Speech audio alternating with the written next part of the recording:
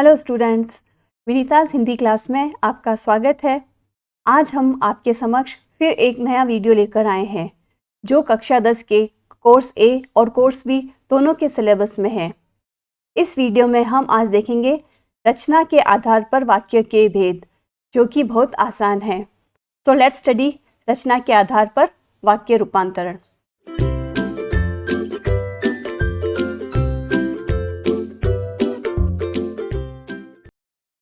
वाक्य रूपांतरण पढ़ने से पहले हम ये जान लें कि वाक्य क्या होता है। तो वाक्य शब्दों या पदों के सार्थक समूह को वाक्य कहते हैं। इसमें एक उद्देश्य होता है और एक विधेय होता है। ये दोनों वाक्य के ही अंग है। उदाहरण देखिए, जैसे अमित रोटी खाता है, तो इस वाक्य में अमित उद्देश्य है और रोटी खाता विधेय है। तो वाक्य में जिसके बारे में कहा जाए वह उद्देश्य कहलाता है और वाक्य में उद्देश्य के बारे में जो कुछ कहा जाता है उसे विधेय कहते हैं। तो ये हुआ उद्देश्य और विधेय। एक अन्य उदाहरण से समझाएं तो शिक्षक छात्रों को पढ़ा रहे हैं, तो इस वाक्य में शिक्षक उद्देश्य है और छात्रों को पढ़ा रहे हैं एक विधेय है। तो वाक्य के परिभाषा के बाद अब देखते हैं वाक्य के भेद। तो वाक्य वर्गीकरण मुख्यतः दो आधारों पर होता है, अर्थ के आधार पर और रचना के आधार पर। परंतु हमारे कोर्स में रचना के आधार पर ही भेद है, तो हम इस वीडियो में इसी के बारे में गहन चर्चा करेंगे। तो रचना के आधार पर वाक्य भेद।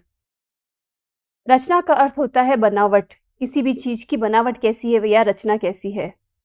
जब रचना के आधार पर वाक्य परिवर्तन किया जाता है तब उसकी बनावट में सिर्फ परिवर्तन होता है, परंतु अर्थ में किसी प्रकार का कोई परिवर्तन नहीं होता। वहां रचना के आधार पर वाक्य भेद होगा। इसके तीन मुख्य तरह से वर्गीकरण किया गया है: सरल वाक्य, संयुक्त वाक्य और मिश्र वाक्य। इन तीनों के बारे में आगे विशेष जानकारी देते हैं। सरल वाक्य, जिस वाक्य में एक उद्देश्य और एक विधेय क्रिया हो उसे सरल वाक्य या साधारण वाक्य कहते हैं।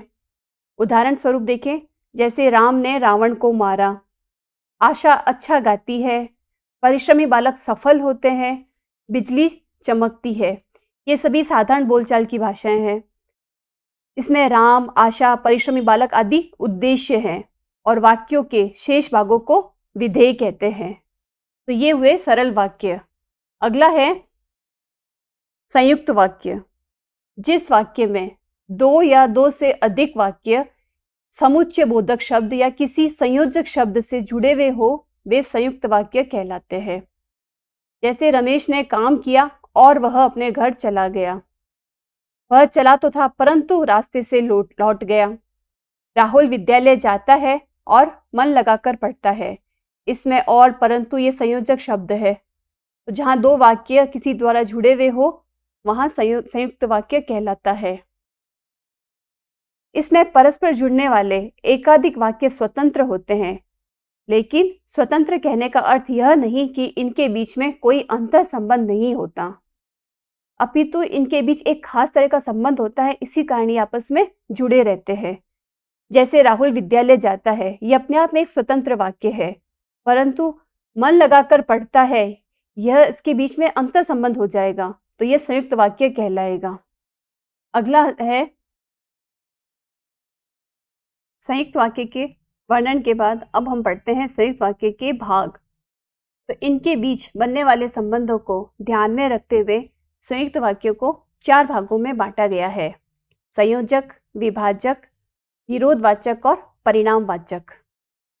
तो जिन दो वाक्यों के बीच में और, तथा, फिर, एवं, ही नहीं बल्कि योजक चिन्ह हो वहां संयोजक संयुक्त वाक्य होगा, और जहां या, अथवा, या, न, नहीं, तो, अन्यथा, चाहे ऐसे शब्द हो तो वहां विभाजक संयुक्त वाक्य होगा। और जिन दो शब्दों के मध्य में लेकिन, पर, मगर, बल्कि, अपितु ऐसे शब्द हो वहां विरोधवाचक वाक्य होगा। उसी तरीके से परिणामवाचक संयुक्त वाक्य वह होता है जिसमें बीच में इसलिए, अतः, अतएव, सो शब्द हो, जिसमें एक वाक्य दूसरे वाक्य का परिणाम बता रहा हो, तो ये होगा परिणामवाचक संयुक्त वाक्य। तो इसको और आगे हम विस्तार से उदाहरण सहित पढ़ते हैं। अब देखते हैं संयुक्त वाक्य के उदाहरण। तो सुबह हुई और चिड़िया चहकने लगी।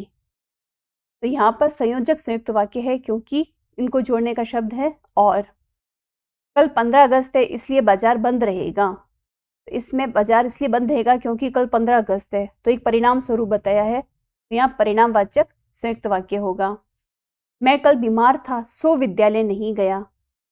तो इसका परिणाम शब्द हुआ, इसलिए विद्यालय नहीं गया, इसलिए परिणामवाचक शब्द होगा। वह केवल बोलता ही नहीं बल्कि ध्यानपूर्वक सुनता भी है।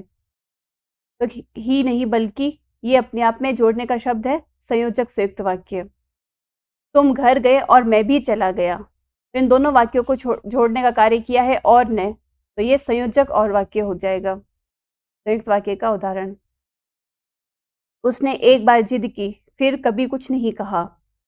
तो यहाँ पर फिर है संयोजक शब्द, इसलिए ये संयोजक संयुक्त वाक्य होगा। वह गरीब है मगर बहुत ईमानदार है। तो इसमें होगा विरोधवाचक। अगर, मगर, लेकिन, परंतु ये सभी विरोधवाचक संयुक्त वाक्य में आते हैं। हम तुम्हारा बुरा नहीं चाहते बल्कि भला चाहते हैं। तो ये विपरीत शब्द होंगे, बुरा और भला। तो विपरीत होने पर विरोधवाचक शब्द आएगा। तो ये संयुक्त वाक्य विरोधवाचक संयुक्त वाक्य होगा। अक्रम बहुत कमजोर था इसलिए वह दीवार पर चढ़ नहीं सका। तो उसकी कमजोरी के कारण वह दीवार पर नहीं चढ़ पाया, ये उसका परिणाम था, इसलिए यहाँ होगा परिणामवाचक संयुक्त वाक्य। बाहर बहुत जोर से बारिश हो रही थी परंतु वह खेलने चला गया। तो यहाँ होगा विरोधवाचक संयुक्त वाक्य। नेक्स्ट है मिश्र वाक्य। जिस वाक्य में एक प्रधान उपवाक्य और उसके अधीन एक या एक से अधिक आश्रित उपवाक्य हो उसे मिश्र वाक्य कहते हैं। इसमें एक वाक्य में एक मुख्य बात होगी और बाकी उसकी आश्रित होंगे, तो वहां मिश्र वाक्य आएगा। जैसे जब मैं घर से निकला तब वर्षा हो रही थी। तो यहाँ मुख्य बात होगी वर्षा हो रही है, तो ये होगा इसका प्रधान उपवाक्य। अगली लाइन है यदि तुम आओगे तो हम भी चलेंगे। तो इसमें मुख्य बात होगी हम भी चलेंगे, तो ये होगा इसका प्रधान उपवाक्य। वह काम हो गया जिसे करने के लिए आपने कहा था। तो वह काम हो गया यहाँ पर मुख्य बात है। जब तुम जाओगे तब मैं भी जाऊंगा। तो यहाँ मैं भी जाऊंगा मुख्य बात है और आश्रित बात है जब तुम जाओगे तब। उसी तरह से मेरा दृढ़ विश्वास है कि भारत जीतेगा। तो ये मुख्य क्रिया इसमें होगी जीतना, भारत के जीतने की। तो ये होगी प्रधान उपवाक्य और ये होगा आश्रित उपवाक्य। सफल वही होता है जो परिश्रम करता है। तो यहाँ प्रधान उपवाक्य होगा परिश्रम करता है वह, और सफल होना होगा आश्रित उपवाक्य। अब आगे देखते हैं प्रधान उपवाक्य और आश्रित उपवाक्य विस्तार से। प्रधान उपवाक्य, जिस उपवाक्य का उद्देश्य और विधेय मुख्य होता है उसे प्रधान उपवाक्य कहते हैं। जैसे अध्यापक ने कहा कि तुम कक्षा में प्रतिदिन आओ। तो इस वाक्य में रेखांकित उपवाक्य प्रधान उपवाक्य है। तो इसमें अध्यापक ने कहा यह मुख्य बात नहीं है, उन्होंने क्या कहा तुम कक्षा में प्रतिदिन आओ, यह मुख्य बात है। अगला है आश्रित उपवाक्य। तो प्रधान उपवाक्य पर जो उपवाक्य निर्भर होता है उसे आश्रित उपवाक्य कहते हैं। इस उपवाक्य का उद्देश्य और विधेय प्रधान नहीं होते हैं। उदाहरण, जैसे ही सूर्य निकला वैसे ही जानवर जंगल में भाग गए। तो इसमें जानवर जंगल में भाग गए यह प्रधान वाक्य होगा और आश्रित होगा जैसे ही सूर्य निकला। तो इस तरह से हमने समझा प्रधान उपवाक्य और आश्रित उपवाक्य। अब आगे है इन सब के अंतर आपस में। तो प्रधान उपवाक्य और आश्रित उपवाक्य में अंतर देखें। पहला है प्रधान उपवाक्य किसी पर निर्भर नहीं होता है, लेकिन आश्रित उपवाक्य प्रधान उपवाक्य पर निर्भर होता है। वैसे प्रधान उपवाक्य की क्रिया मुख्य होती है, लेकिन आश्रित उपवाक्य की क्रिया मुख्य नहीं होती। प्रधान उपवाक्य वाक्य में एक ही होता है, लेकिन आश्रित उपवाक्य एक या एक से अधिक भी हो सकते हैं। प्रधान उपवाक्य का कोई भेद नहीं होता, लेकिन आश्रित उपवाक्यों के 3 भेद होते हैं। तो अब हमने समझ लिया वाक्य रूपांतरण रचना के आधार पर। अब आगे हम और डिटेल में इनके उदाहरणों द्वारा समझते हैं कि क्या होता है वाक्य रूपांतरण। अब यहाँ देखते हैं सरल वाक्यों का संयुक्त वाक्यों में रूपांतरण। जैसे है, सूर्योदय होते ही चिड़िया चहचहाने लगी। इसका संयुक्त वाक्य में अगर रूपांतरण किया जाए तो सूर्योदय हुआ और चिड़िया चहचहाने लगी। तो इसमें और एक संयुक्त शब्द है इन दोनों को करने का। उसी तरह वह बिस्तर पर जाते ही सो गया, तो वह बिस्तर पर गया और सो गया। तो और संयोजक चिन्ह लगेगा इसमें। मोहन हाथ मुंह धोकर पढ़ने बैठा, तो मोहन ने हाथ मुंह धोया और पढ़ने बैठा। सीता के स्टेशन पहुंचते ही गाड़ी खुल गई, सीता स्टेशन पहुंची और गाड़ी खुल गई। मेरे द्वारा शांत किए जाने पर भी वह बोलता रहा, तो मैंने उसे शांत किया लेकिन वह बोलता रहा। तो यहाँ लेकिन आया है, तो ये भी संयुक्त वाक्य का एक उदाहरण है जो हमने पहले आगे वेद देखे थे। रेखा ने ठीक से पढ़ाई नहीं करने के कारण अच्छे अंक नहीं ला सकी, तो रेखा ने ठीक से पढ़ाई नहीं की इसलिए अच्छे अंक नहीं ला सकी। पढ़ाई नहीं करने के कारण अंक अच्छे नहीं आए तो ये परिणाम आया, तो परिणामवाचक संयुक्त वाक्य होगा ये। रेहान अपनी पढ़ाई करने के साथ साथ दूसरों की सहायता भी करता है, तो रेहान केवल अपनी पढ़ाई ही नहीं करता बल्कि दूसरों की सहायता भी करता है। तो यहाँ बल्कि संयुक्त वाक्य बनाने के लिए एक संयोजक चिन्ह है। रवि गरीब होते हुए भी बहुत ईमानदार है, इसमें होगा रवि गरीब है मगर बहुत ईमानदार है, तो यहाँ मगर संयोजक शब्द होगा, तो ये होगा संयुक्त वाक्य। इस तरह से हम सरल वाक्य से संयुक्त वाक्य बनाना सीखेंगे। नेक्स्ट आगे आता है, अब है सरल वाक्य से मिश्र वाक्य बनाना। तो सरल वाक्य है राधा नाचती गाती है। इसका मिश्र वाक्य हम ऐसे बनाएंगे, जो नाचती गाती है वह राधा है। मोहन हंसकर बोला, वह मोहन है जो हंसकर बोला। तुम पढ़कर सो जाना, जब तुम पढ़ लोगे तब सो जाना। अंकित की कलम छूटकर गिर गई, जो कलम अंकित से छूटी वह गिर गई। बादल घिरते ही मोर नाचने लगा, तो इसका मिश्र वाक्य होगा जैसे ही बादल गिरे मोर नाचने लगा। तो एक प्रधान वाक्य और एक मिश्रित वाक्य। राम आते ही खेलने लगा, तो राम जैसे ही आया वह खेलने लगा। सूरज के निकलते ही फूल खिल उठे, तो सूरज निकला और फूल खिल उठे। अभिजीत तथा दीपक खेल कूद रहे हैं, तो जो खेल और कूद रहे हैं वे अभिजीत तथा दीपक है। अगला आता है संयुक्त वाक्य से सरल वाक्य बनाना। संयुक्त वाक्य है मैं कल बीमार था इसलिए स्कूल नहीं जा सका, तो इसको सरल शब्दों में आप कैसे कहेंगे? तो इसका सरल वाक्य होगा मैं कल बीमार होने के कारण स्कूल नहीं जा सका। वह केवल बोलता ही नहीं बल्कि ध्यानपूर्वक सुनता भी है। इसका सरल करें हम, वह बोलने के अतिरिक्त ध्यानपूर्वक सुनता भी है। यहाँ अतिरिक्त जोड़ दिया गया है।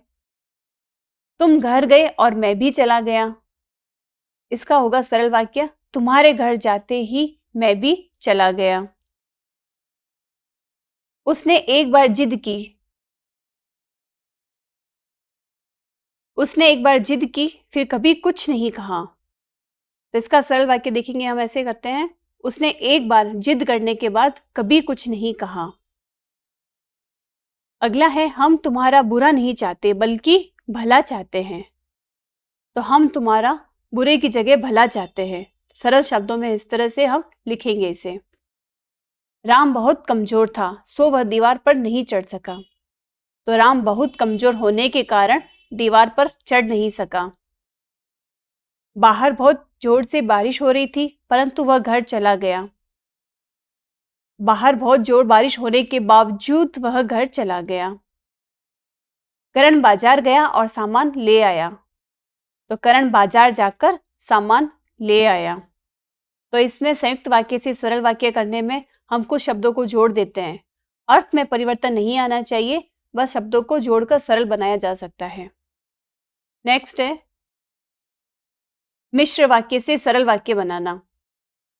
तो इसमें पहला है मैं नहीं जानता कि तुम कहाँ रहते हो, यह एक मिश्रित वाक्य है और इसका सरलीकरण करके मैं तुम्हारा निवास स्थान नहीं जानता। मैं नहीं जानता कि तुम्हारा नाम क्या है, तो इसको सरल शब्दों में ऐसे कह सकते हैं, मैं तुम्हारा नाम नहीं जानता हूं। जैसे ही उसने पुलिस को देखा वैसे ही भाग गया, तो वह पुलिस को देखते ही भाग गया। यद्यपि वह बहुत धनी व्यक्ति है, तथापि वह किसी की मदद नहीं करता। तो इसको कैसे किया सरल शब्दों में हमने, वह बहुत धनी होने के बावजूद किसी की मदद नहीं करता है। अगला मिश्र वाक्य है, जैसे ही कुणाल घर पहुंचा वैसे ही वह खाने बैठ गया। तो इसका सरल वाक्य होगा, कुणाल घर पहुंचते ही खाने बैठ गया। जब मुझे वेतन मिलेगा तब मैं उसकी मदद करूंगी, और मैं वेतन मिलने पर उसकी मदद करूंगी, ये इसका सरल वाक्य होगा। फिर मिश्र वाक्य है, जो तुम्हारे शहर है मैं उसके बारे में जानता हूं। इसका सरल करते हैं, मैं तुम्हारे शहर के बारे में जानता हूं। तो ये हुआ मिश्र वाक्य से सरल वाक्य में रूपांतरण। अब अगला देखते हैं अन्य उदाहरण हम, मिश्र वाक्य से संयुक्त वाक्य में उदाहरण।